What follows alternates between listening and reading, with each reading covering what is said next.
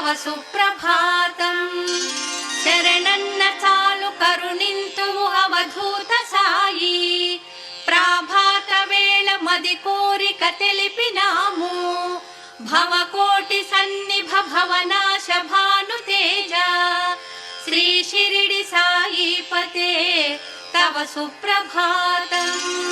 శరణన్న చాలు కరుణింతువు అవధూత సాయి, ప్రాభాత వేళ మది కోరిక తెలిపినాము.